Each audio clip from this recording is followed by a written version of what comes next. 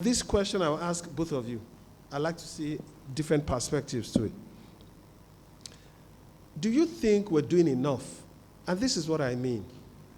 Shouldn't our government, irrespective of this or the last or the one before, we're not in any way particular with any government, but shouldn't government take this data and run with it? Because what we find today is we find a situation where on one hand, we're saying that we're not reading enough and we need to read because growing up for us was reading. When I was small, it was reading. All of us would pack ourselves and we share books. Whoever read first, you drop the book and pick from another person who hasn't finished. So for us, it was like a competition. Shouldn't government at all levels take that data and run with it? What we find today is we have governments that demolish schools to build estates.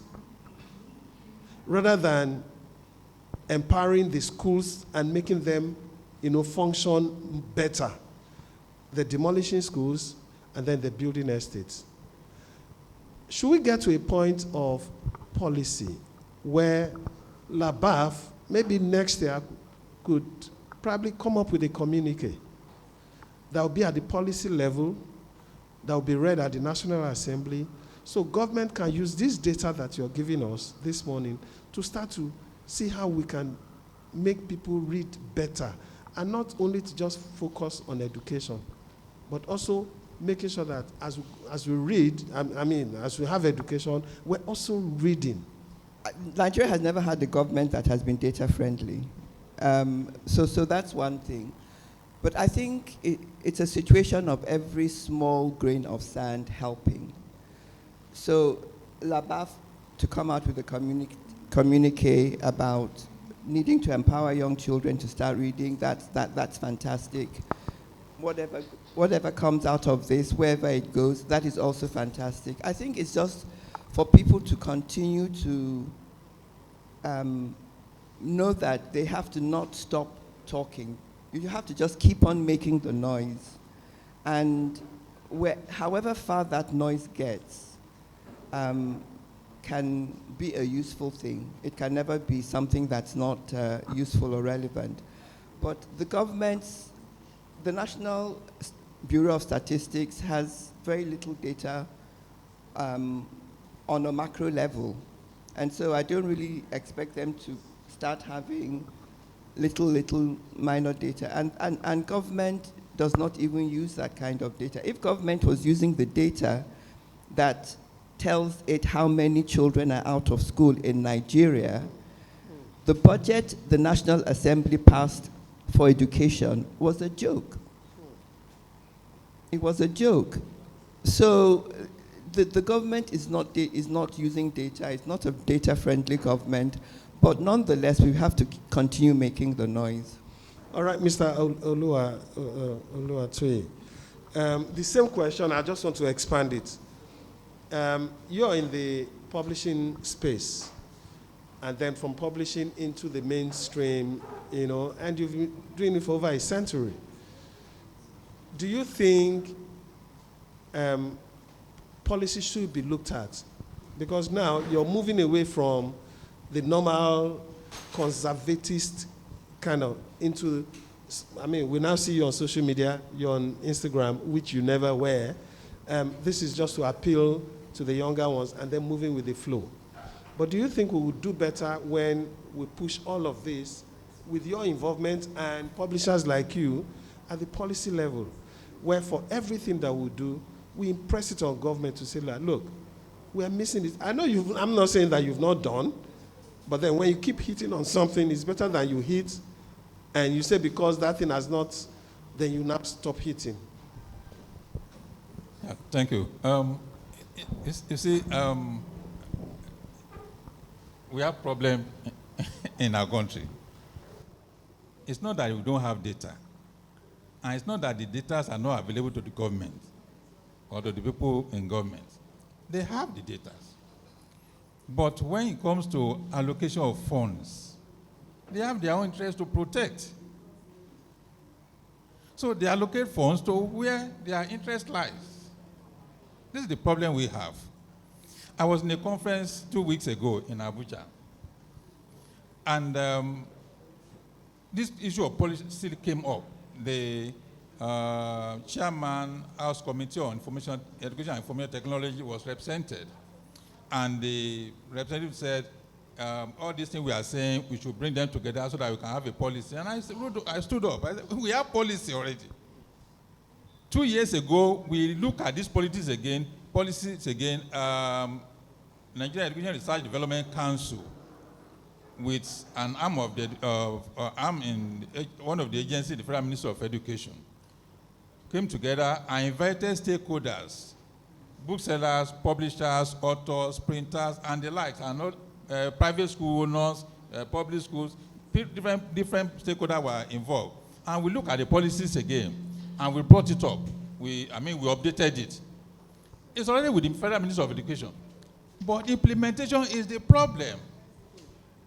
In fact, when the chairman, the executive secretary of UBEC, Universal Basic Education Commission, spoke, he also buttressed the point that we have policies already. Implementation is the problem. So, our governments know what to do, but the will to do it is what is lacking. Okay. When we look at the issue of what we are dealing with, our problem is also multifaceted. The government has their own. We have created some by ourselves. Now, publishing, or the book, that's what we call the book chain.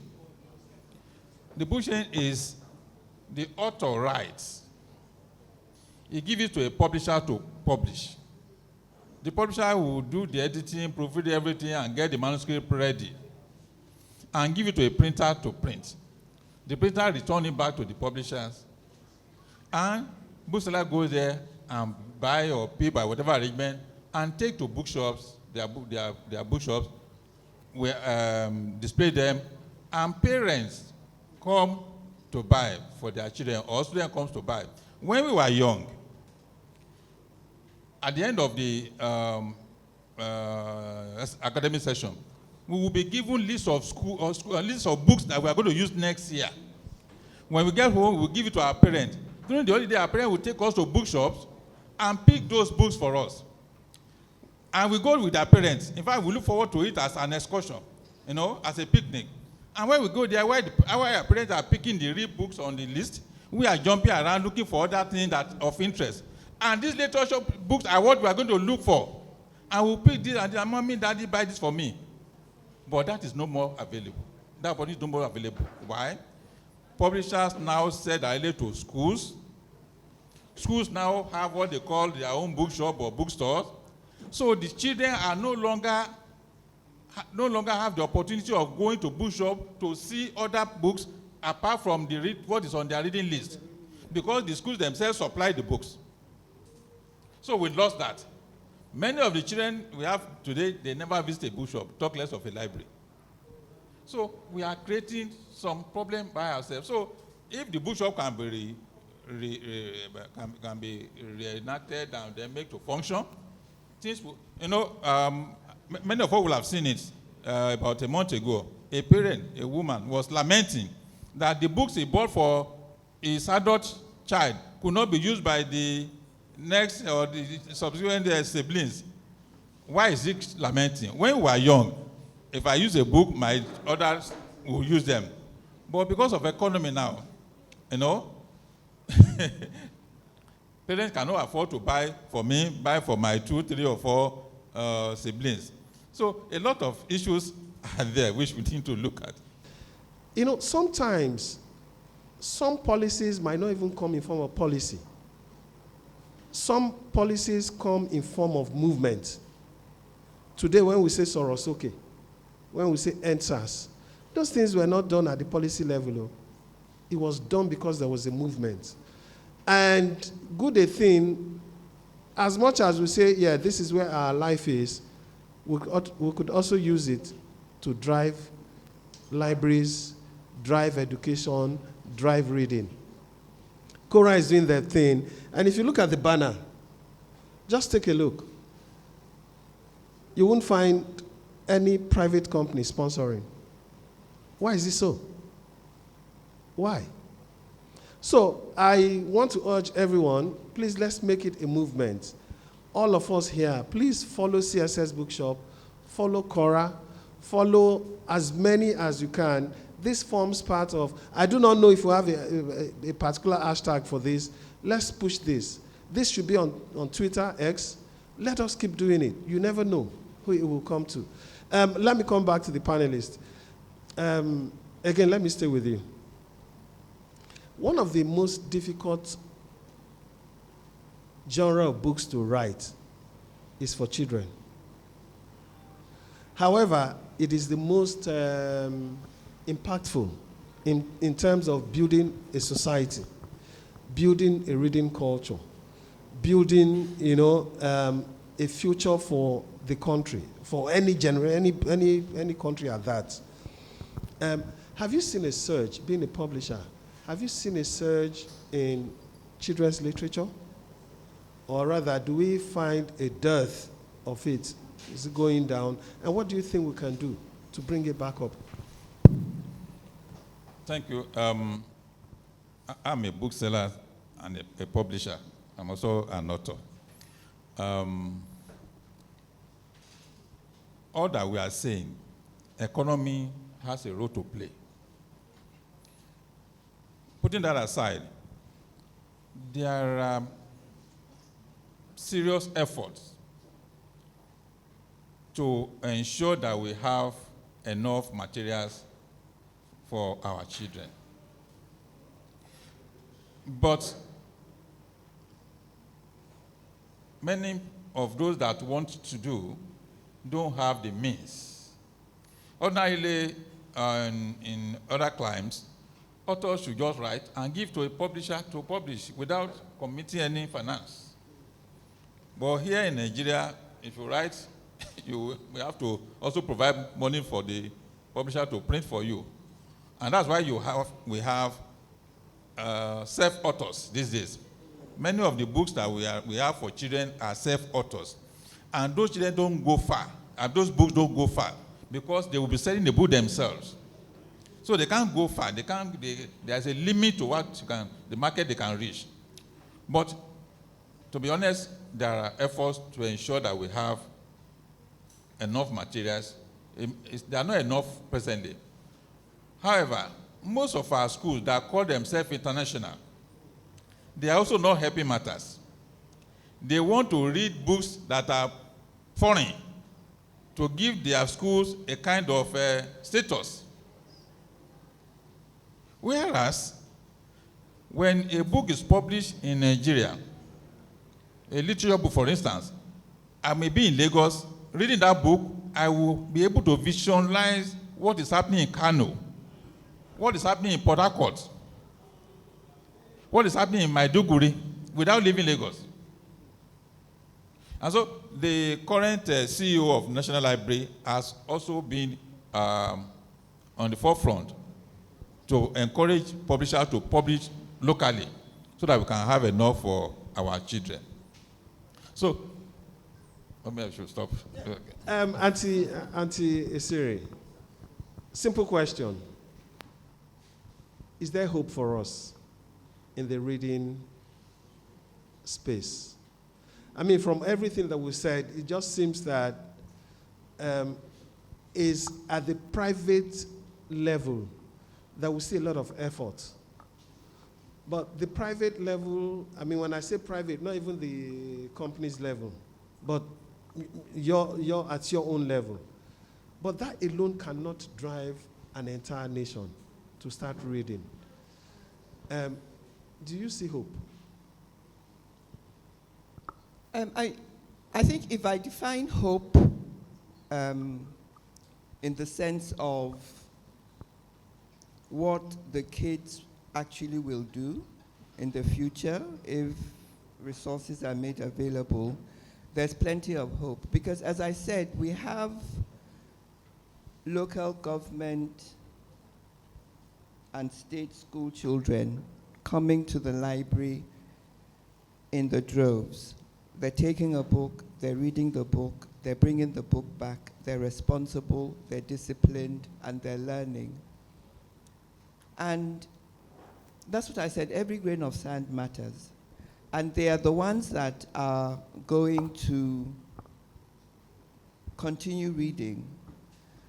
And they're the ones that at some stage will somehow get into politics, get into other places, and begin to say, you know, I had a library, it brought me this far. Let's have a library somewhere in the community that I am in presently. So from that perspective, there's hope. And there must always be hope, because without hope, you might as well just throw your hands in the air. But let me just say something in connection with what he mentioned about, or the question you asked about children and children's books. What we have found is that the children, at least the demographic that comes to the library, I don't know about the kids of the upper classes, but the demographic that comes to the library, the books that they borrow most and they read most and they enjoy most are books that's telling stories about people like them. So you'd have a lot of books by Kola Onadikwe, very popular. You'd have Ekwensi's earlier books. You'll have some of the children's books by Shoyinka. You'll have books from some of the authors we have now. Some of them are in the room, telling stories about people that they recognize. And those are the books that are actually resonating with a lot of these kids. So I think any institution or any author that tries to mimic Western books is doing the kids a disservice. They don't enjoy it. But there's one area of children's writing that there isn't anything I have really seen, and that's books for the very, very young, board books for the 2-year-old, 3-year-olds. Our authors are not writing books in that genre. And I think we need to start having books that say A for Amala and not A for Apple and things like that, you know. So that's where it's going to grow, and that's how people are going to read. But I think I would encourage and I would plead with any author to continue writing about the children and the experiences that our children are familiar with. They read it. They read these books and they enjoy it. Yeah, nice. One last question and then we're done. One of the things that before COVID, one area that I wanted to introduce to the book on review on Classic FM is to identify entertainers, government people who are cerebral but have the numbers. Because today we are in a situation where the numbers drive whatever you want to do. When I say numbers, social media numbers and all of that. So one of the things I wanted to introduce on the book on review is to have what we called celebrity reads. Do you think this sector, the book sector, do you think we should be looking at how we can leverage on the numbers of people that have the numbers to show them in a different light, to bring them in onto our side, to push our own numbers? Influencers, as they call them, are the key to getting a message across. And there's no, it's a no-brainer. Influencers are the key to getting any message across. These are people who have followers in the millions. So they just post one thing, they just post an image of Labaf, and everybody is asking them what Labaf is. Where is Labaf? It's a no-brainer. Okay, Mr. Uluwatue, we've got Big Brother Naija. And for each time we do Big Brother Naija, we don't earn less than, we are heavily involved in it. My organization, Megalectris, Classic FM, BTF, we're heavily involved in it. So I think I have a bit of the numbers. There's no Big Brother Niger in recent times that have raked in less than modestly 3 billion. Yeah, there's none. Do you think the reading space, our own space, should also be looking at some of the things that we can do, especially with the children, and maybe we'll create something that, not entirely in the line of Big Brother, but something that we can also put out there to say, what's that thing called? Is it a real, there's a way they call the name of it. Reality TV shows that would, rather than talk about, I know wear clothes, maybe we could start talking about, put children in the building, let them read, and from reading, let them create something. I'm just thinking crazily. Do you think it's something that would help? Quickly, before I come to that question, the question you asked, Madam, there is hope. And where we are now is better than where we were 10 years ago, I believe. Maybe 5 years ago, the number of book clubs we have in Nigeria and the number we have now should be about 4 times or even about 5 times. So what I will encourage us is let everyone do his own or her own bits.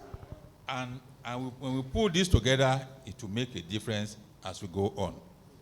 Having said that, influencer, BB Nigeria, whatever,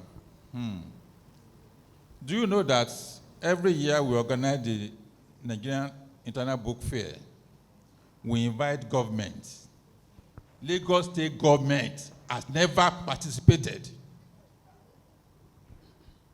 This is an event that takes place in Lagos. And we invite Lagos State government every year. Lagos State government has never participated. When, what that lady that did cook sometimes ago? Okay. Eh? Nabasi. Whatever. I'm sure, I'm not, let me not say I'm sure. I don't think that lady invited the governor officially. But the governor showed up there. And you can see the kind of awareness that created for that lady and for that event. To bring an influencer to this place, do you know how much it will cost?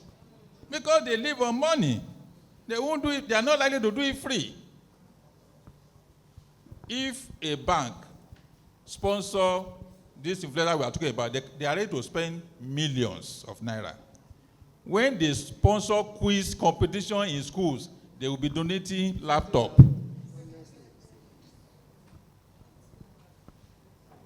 Laptop and giving 100,000 naira. If it's an influencer, they will give a car, 10 million naira or more. So our attitude, the apathy we have towards education and things like that is discouraging. So we need to change our attitude to things of this nature if actually we want to get to places. I'm happy at a federal level, a few things are being done. The conference I attended about 2 weeks ago, I learned that there are smart schools in each of the states now. And they are giving our young children from age 3, 4, 5 opportunity to start developing their brains. Maybe in the next 10 years or so, they can be developing things that our Igbo counterparts are also developing. So, but this has to be a continuous thing. Because during Jonathan, President Goodluck Jonathan, there was Bring Back the Book program. It didn't go places because stakeholders were not carried along. How do you bring back the books? Booksellers are not there, publishers are not there, authors are not there. What are you bringing back? So these are the issues. All right. I want to thank. I think just to mention about influencers, I don't think for 1 minute anybody is thinking of paying an influencer to come here.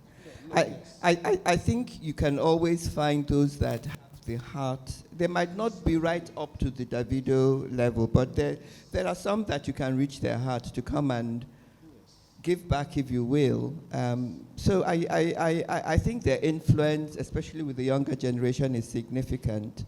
And we should continue to try to bring them into the orbit and find those that are willing to spend a little bit of their time to encourage young people to create a better Nigeria. Great. And I also think that all of us here, we have a duty to think out, is it out of the box? But just think as if there's no box. Recently, we had a Book on Review Award. And guess what? Everything has to do with packaging and how creative you are. We wanted to bring Asha. But what I did with Asha, in bringing Asha, was to sell Book on Review to Asha from a CSR point of view. Do you understand? But because I know if I picked up my phone and I say, Asha, I want you to come and perform for me at a cool hotel. Thank God you were there. You were at a cool hotel. Asha would tell me, Benji, go and bring this kind of money. So I told Asha, I said, look, we're looking at out-of-school children. We're looking at children. Can you give back? And she loved the idea, but unfortunately, she was performing on that day. If not, she would have come. So we all owe that. Let's just think as if there's no box at all. Let's just think. Like she said, if all of us say, look, we want to bring Davido here, we're not going to approach Davido as, Davido, come to, no. He won't come. He will ask for money. But if we told him that, Davido, look, when you were 2, which books did you read? There are some kids at 2. They've not seen book. Can you come and read for them? It will be part of the things that you're giving to them. He will come without a kobo. He will not just come. He will also donate money. So I think all of us should just think, can we put our hands together for the 2 panels? But quickly, before we do that, sorry. If you have our phones, please, let's follow LABAF. And I want to see how many will do that. Immediately I walked in, the first thing I did was to go on Instagram Live. That was the first thing I did. Because that's what you do to drive the numbers. I went on Instagram Live, I interviewed you, I interviewed her, I interviewed German. That is the way to go. Can we follow LABAF? On Instagram, they are LABAF1. Can we do that? Can we follow them on Twitter? LABAF1. Yes? Are we together? Are we together? I can't hear anything. Are we dinosaurs on this side? Yeah. We're not dinosaurs, though. TikTok is Cora LABAF. That is CORALABAF. Facebook is Lagos Books and ANT Festival. 2 questions. I so much agree with what Mr. Oluwatoyi said about government participation. You see, there have been several occasions when you invite the government to anything that concerns books. I groom children to write books, 8 years, 9 years, and so on. Each time we have a launch, a book launch, and you invite the government, they never show. They never show up. You hardly see them. It was just once, maybe I think 2013, that the local government, that was Isolo, the man in charge of education, tried to attend. But guess what? We had already finished, and we were at the park.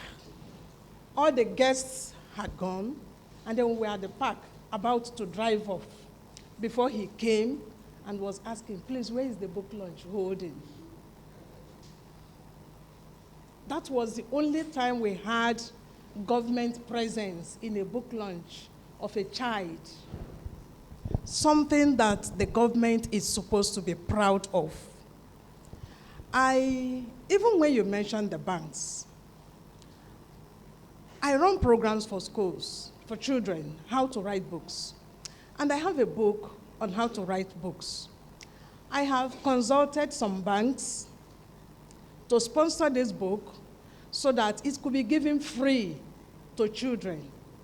Of all the banks I have written to, none had responded, none, they acknowledge. You keep going and the only response is, we'll get back to you.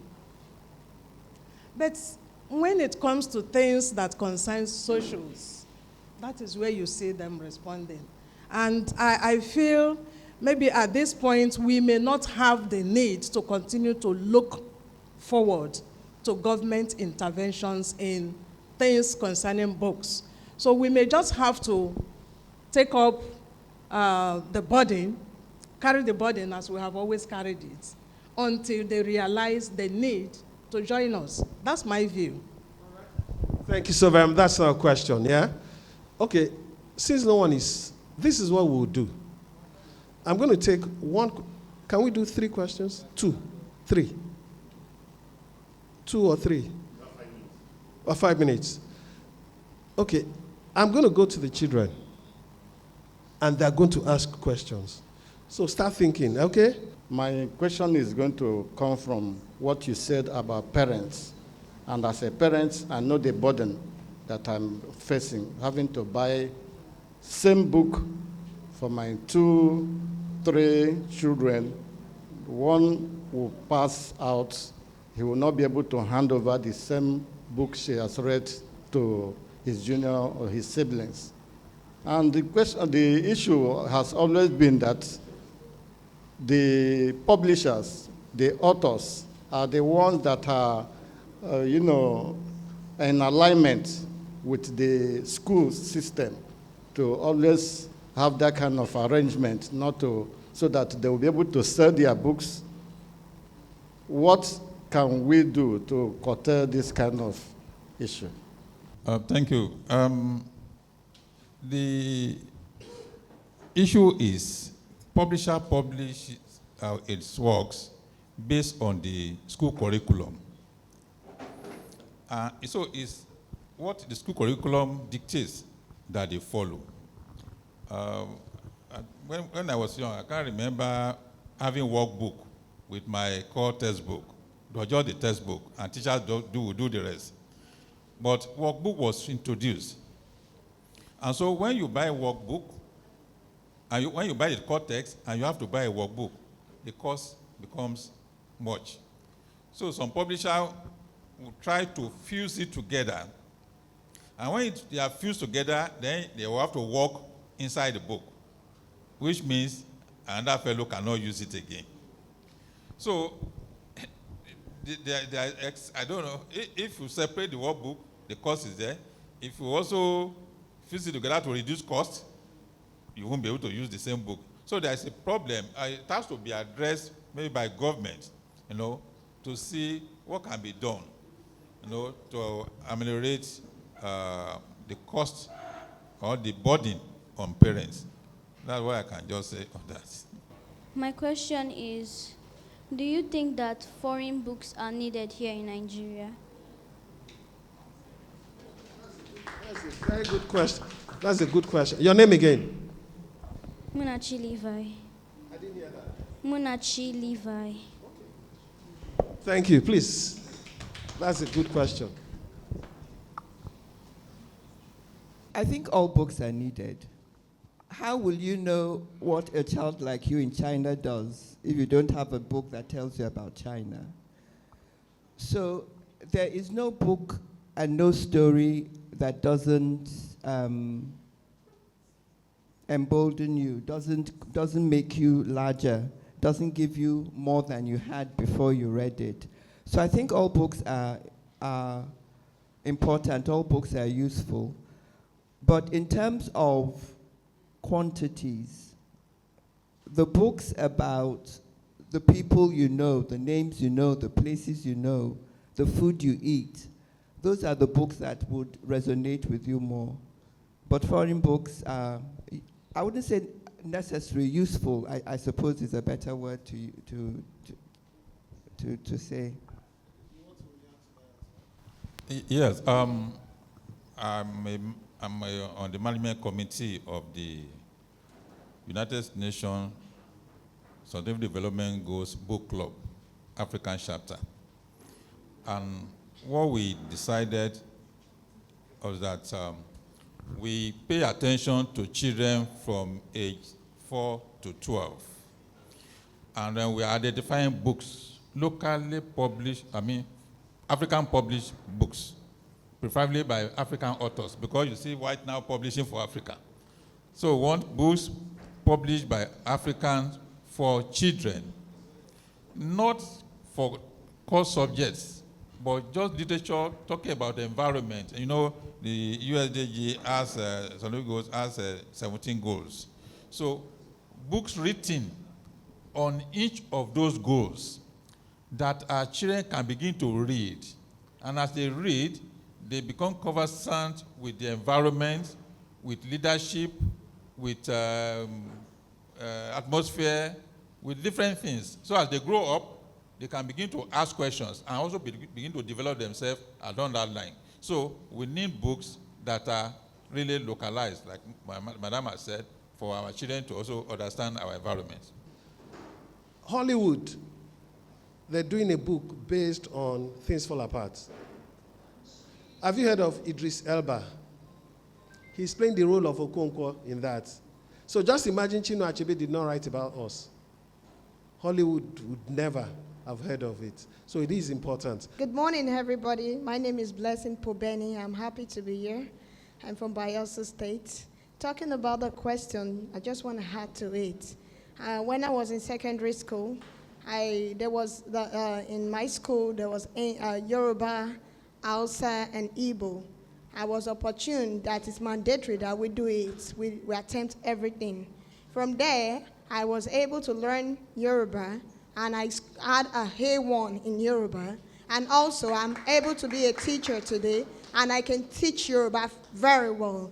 Actually, in the school, they didn't believe I could teach Yoruba. I found that they weren't even doing any language, not even French. And the island, I said no. I went to the proprietor, the owner of the school.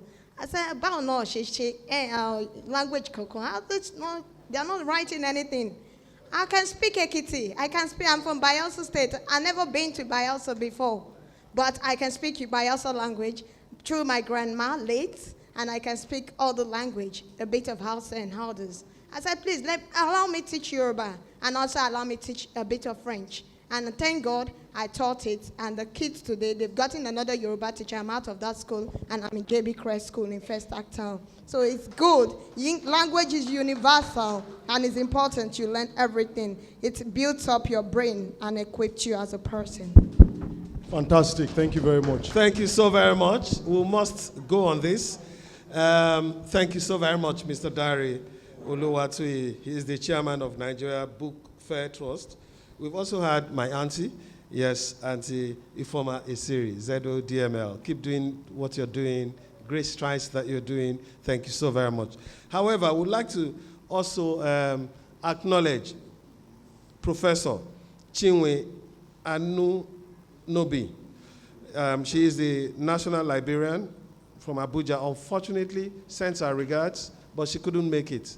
So we're so sorry about that. Thank you so very much, organizers, and thank you so very much.